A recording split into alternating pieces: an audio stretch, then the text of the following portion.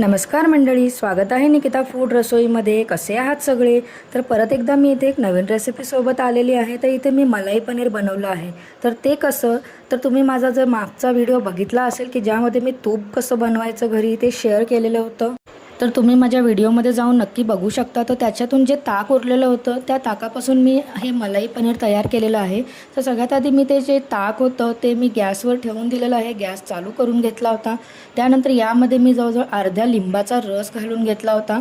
हे जे ताक आहे आपल्याला याला ना फाडायचं आहे, म्हणजे जसं की आपलं दूध फाटतं त्याप्रमाणे या ताकालाही आपल्याला लिंबू घालून किंवा विनेगर घालून फाडून घ्यायचं आहे. तर थोडा जसं जसं हे गरम होईल तसं हे ॲटोमॅटिक फाटायला सुरुवात होते.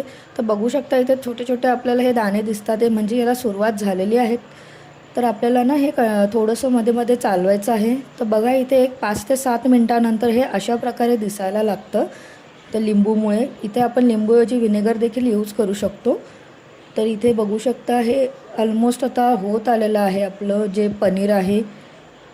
तर आपलं हे जे ताक आहे हे फाटायला सुरुवात झालेली आहे. अजून मी याला 5-1 मिनटं पुन्हा सोडलेलं आहे. आणि जर लवकर आपलं हे ताक पनीर जे आहे बनत नसेल तर यामध्ये अजून थोडा लिंबाचा रस ॲड करायचा आहे की ज्याच्याने हे खूप लवकर बनतं. तर इथे जवळजवळ 10 ते 15 मिनटानंतर मी गॅस बंद करून घेतलेला आहे.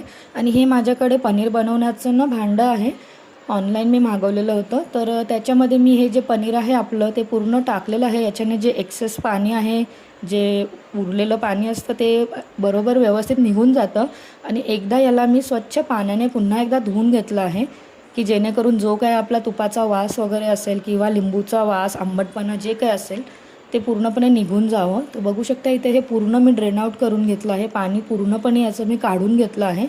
आणि याला वरून हे अशा प्रकारचं झाकण येतं. तर ते झाकण जे दाबलं की जे पण काही पाणी असेल एक्स्ट्राचं ते पूर्णपणे निघून जातं. तर 1-2 मिनटं मी याला चांगलं प्रेस करून घेतलं आणि हे सगळं काही पाणी मी काढून घेतलं. आणि त्यानंतर मी याला फ्रीजमध्ये सेट करण्यासाठी 4 ते 5 तास ठेवून दिलं किंवा ओव्हरनाईट ठेवून दिलं. त्यानंतर बघू शकता हे आपलं पनीर अशा प्रकारे तयार झालेलं आहे. यापासून आपण पनीरची कुठल्याही प्रकारची भाजी किंवा भुर्जी काहीही बनवू शकतो आणि हे खूप मलाईदार बनतं हे पनीर. तर नक्की एकदा ट्राय करून बघा आणि रेसिपी कशी वाटली मला नक्की कमेंटमध्ये कळवा. चॅनलमध्ये नवीन असाल तर चॅनलला नक्की लाईक करा आणि सबस्क्राईब करा. फेसबुकवर बघत असाल तर नक्की फॉलो करा. चला तर भेटूया पुन्हा एकदा नवीन रेसिपीसोबत. तोपर्यंत बाय बाय.